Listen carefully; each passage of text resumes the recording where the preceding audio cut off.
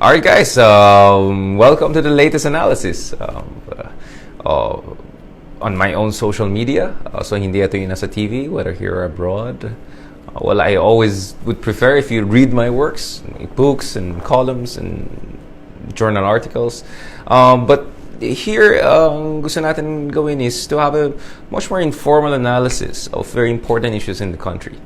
Last time na gumawa tayo ng analysis here was, if not mistaken, right after midterm elections. So, ngayon, the dust is settling a little bit. Marami nangyari. Maraming kababalakan nangyari sa ating bansa. So, now we have a little bit of time to discuss important issues to understand certain phenomena in our country.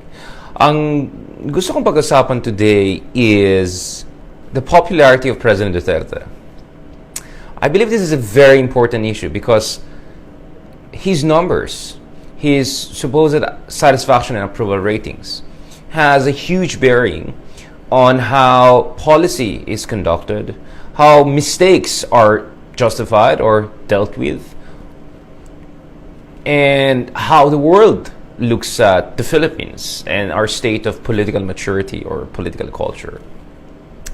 And to be honest, I'm going to really keep this short because we really can go on forever, but the fact of the matter is, well, kung tinanong mo yung mga supporters ni Pangulong Duterte, especially mga so-called DDS, they're gonna say the president has done magic. Biglang kumonte daw yung basura, wala nang laglag bala sa airport.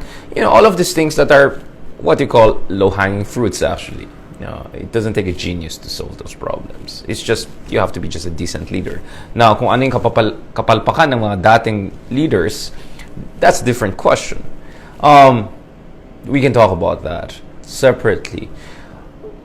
And of course, they can also talk about the president's Build project. The president's reaching out to new strategic partners. The president's drug war that is supposedly making our country safer. Although, interestingly, how can you be safer when actually murder rates are higher? Logic, anyways. Or they say the country's safer, and yet it's under President Duterte's watch that we had the Marawi crisis. And Sira pa rin Marawi. I've been there recently, and not much reconstruction is happening. It's under President's watch that a major city in Mindanao has been completely devastated, that a bunch of ragtag terrorists were able to take over town, and it took 5 months for us to take them out. But anyways, if you talk to the opponents of the president, of course, they can say he's the worst president in the world, he has ruined our foreign relations, etc. So, we can have a long debate about the merits and the objective facts about the president's and his administration's efficacy in dealing with fundamental challenges that our society has been facing, and also new challenges that are facing in the era of globalization and populism and climate change. But I adopted a different way of looking at this issue. Ang aking analysis dito ay base sa ating pag-aaral, including when I was writing my book on President Duterte. I'm trying to see if the book is here. So, my book, The Rise of Duterte, Populist Revolt Against Elite Democracy, published by Palgrave Macmillan. It came out in 2017. So I look at the structural conditions that gave rise to President Duterte. And in the course of researching that book, and I have a new book project on President Duterte, but this is more on his foreign defense policy, at base ito sa aking conversations with top leaders in this administration and good friends, whether Secretary Renzana, Secretary Anyo, among others. And hopefully President Duterte soon. We're looking at interviewing him soon. Now, I noticed a number of interesting things. When you look at what the French historians call longuerie, long-term analysis, not lingerie, long-term analysis. And for me, there are 3 reasons why the president has high approval ratings, almost regardless of what he does. So this is a much more structural, meaning environmental factors, broader factors, are contributing to his approval ratings than actually what the president himself does. In fact, I would hazard to say that if the president even vacates the seat, that seat is going to get still an approval rating pretty high, about 50%. Now, there are 3 things you have to keep in mind. The first thing is, very interestingly, kung alam nyo, over the past 10 years almost, our GDP growth rates has steadily improved. There was a blip in 2011, but we have had the highest average growth rate over the past decade. no, kumpara sa 1990s and 2000s. And interestingly, if you look at the net approval rating, not the gross approval rating of our presidents, is exactly in this period that you see a bump up in their approval rating. Sorry, medyo low-tech tayo, but I hope this can be seen. So, kitang-kita nyo dito, this is Aquino, this is Duterte, no? This is the other presidents. If we look at our GDP growth rate, its increase has been also very similar.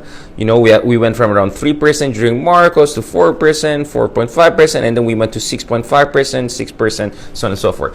So our economic conditions and the approval ratings of our president seem to be very strongly correlated.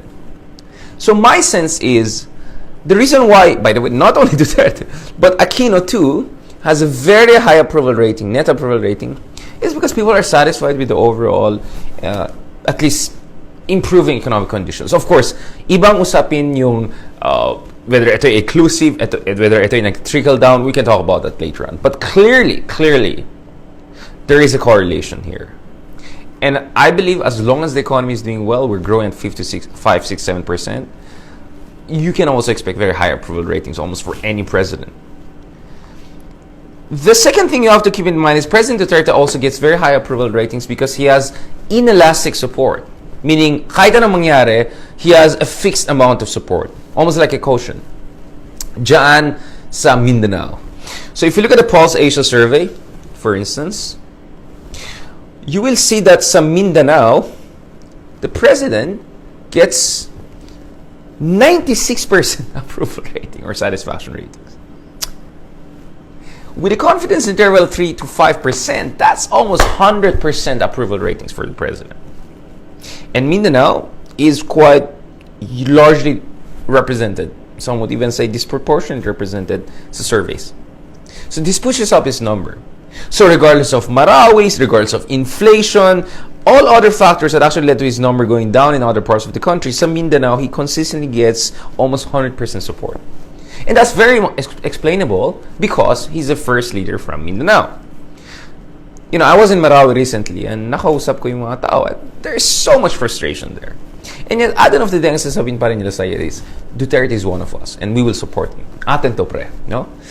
So this is almost tribal. This is tribal. So one is correlative to our economic condition. Second is tribal condition. And the third factor is very interesting. Ito yung nakita ko when I was going through the data about the condition of democracy around the world, especially in what Samuel Huntington called the third wave of democracy. And here I saw something very interesting. So there's a survey by Pew Research Institute in Washington, D.C.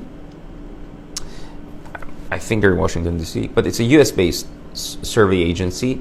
And according to Pew Research Center, they were measuring the commitment of people to democracy or democratic values. And very interestingly,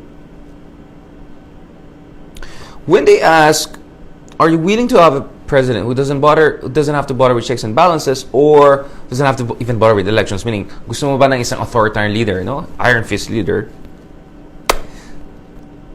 Close to 8 out of 10 Filipinos said yes. So this is a survey of different countries. Again, I'm sorry the light is a little bit too strong. So itong yellow na nakikita natin are people who are kind of conditionally for it or are less committed to a liberal democracy. And then 12% of the Philippines were like, go, we need an authoritarian leader. Only 15% of Filipinos, this blue na nakikita ninyo maliit, no, said that no, they want a democratic system where there are checks and balances, there are regular elections, and so on and so forth. Now, if you look at President Duterte's approval ratings, it's almost exactly the same.